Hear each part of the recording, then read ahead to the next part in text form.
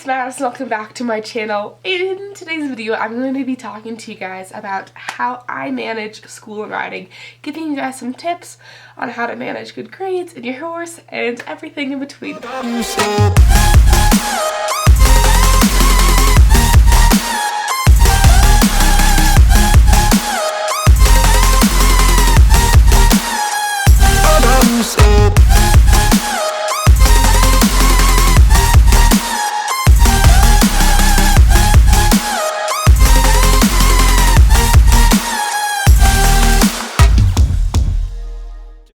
So, kind of a little intro as to why I feel like I'm qualified for making this video. Obviously, I'm a senior in high school, second semester, applying to college.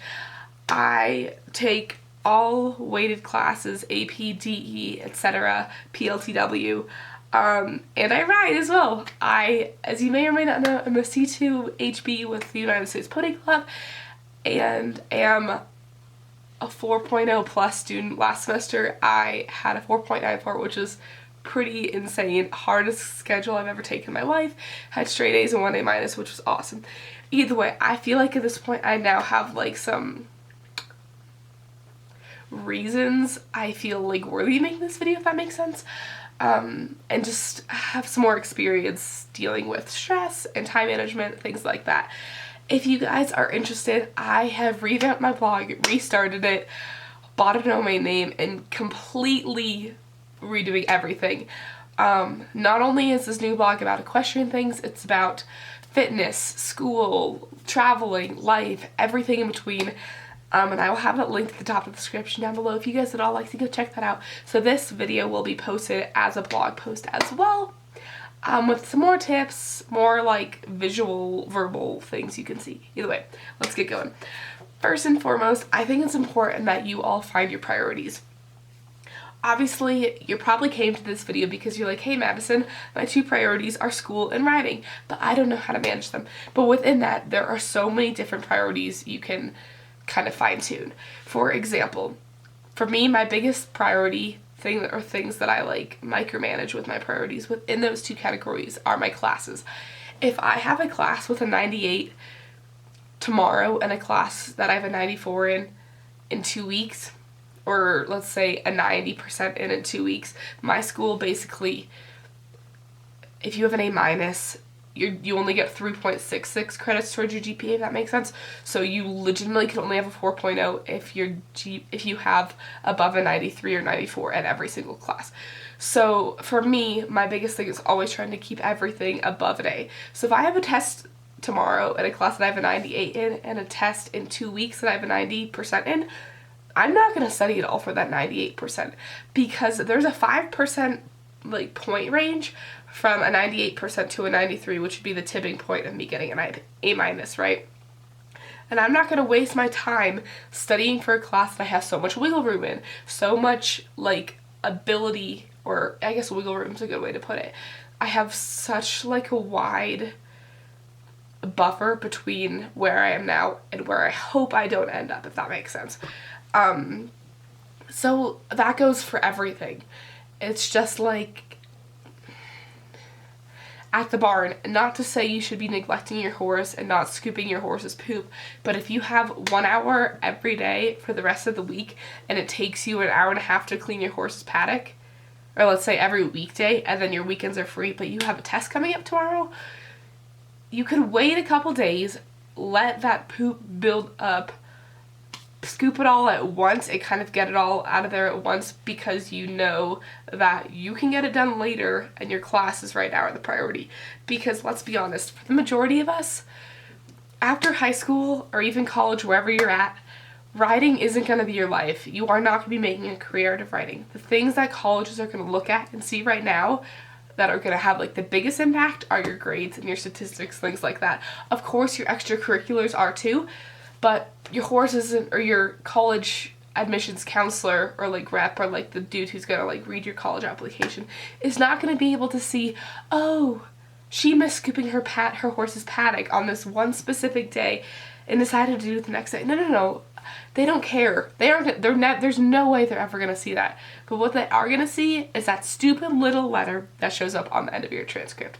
Now, If your goal in life is to just get out of high school with a GED or whatever, good for you. You can still use these tactics to kind of balance whatever sort of grades you're shooting for and whatever your writing goals are.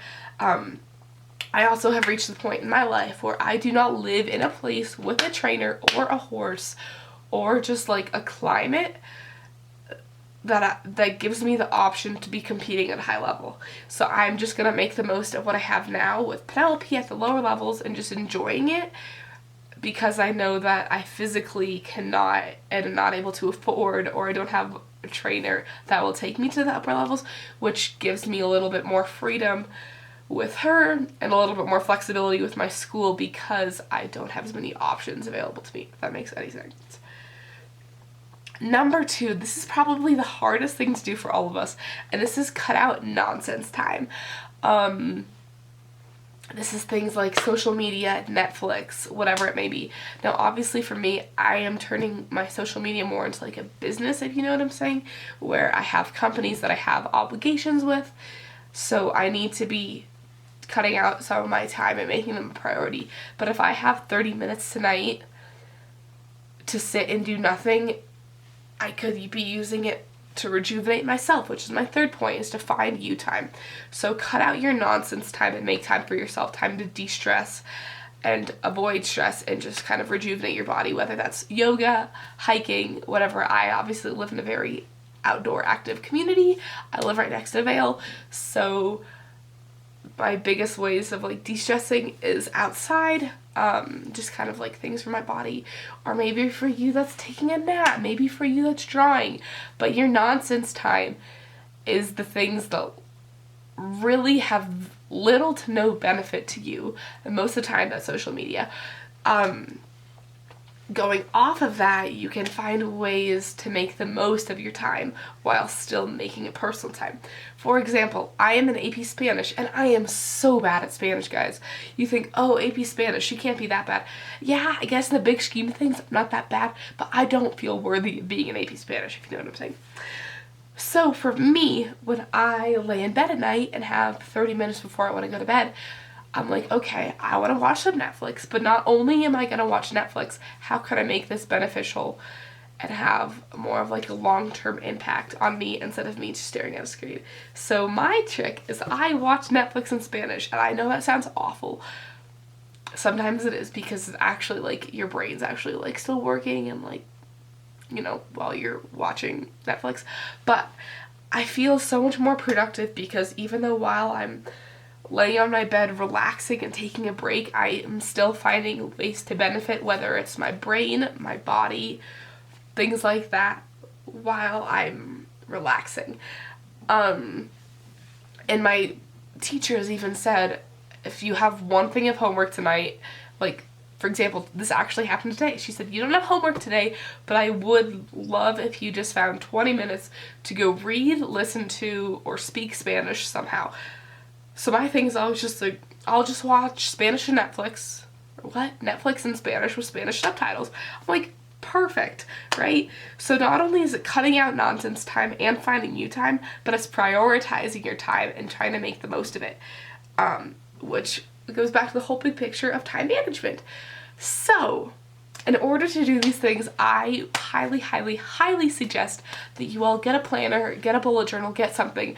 I started bullet journaling at the beginning of 2019, and it has been amazing. I have kind of gotten phases with it, and I'm not gonna lie, I still fluctuate with it now and still kind of struggle to do it on a daily basis, but just knowing that it's there and checking up on it even a couple times a week can kind of help me get back on track. If you all want to go see what's in my bullet journal, you can click the link in the description box below to go to my main channel, where I have posted my February bullet journal, and I will be uploading my March one soon here, I believe, if I remember to. Basically, everybody does their bullet journal different, but my bullet journal is so much like a vision board, which kind of is all of my ideas compiled together, all of my passions, all of my like visions for where I want to go, what my goals are, and where I want to end up. And it's super inspirational, like different quotes and Bible verses and things like that. And those are the things that remind me what my priorities are and help me kind of work towards them. and seeing a little quote like, hard work beats talent when talent doesn't work hard. It's one of my favorite quotes. Those are the kinds of things that are going to push you, or at least push me, to be like, okay, spending 20 minutes watching, sitting there spending 20 minutes watching Jane the Virgin probably is not worth my time unless I can make it worth my time, or it's making me work hard, work my brain, you know what I'm saying? So I personally am always trying to find ways to multitask, be as productive as possible, and just, again, it all just goes back to the ultimate goal is managing your time better for your own personal well-being. So, like I said earlier, if you guys would like to see this video kind of all written out, it will be in a blog post, or it already is in a blog post, which is linked down below if you want to check that out. I hope you all enjoyed this video, and I hope it is beneficial to you in some way. Like I said earlier, and I've said this for months, I will get back on the YouTube grind. My stats have been way down lately, which is so depressing and so unmotivating, in the sense that it's like, oh, why do I want to watch, or why do I want to make this video if I feel like less of you are being engaged?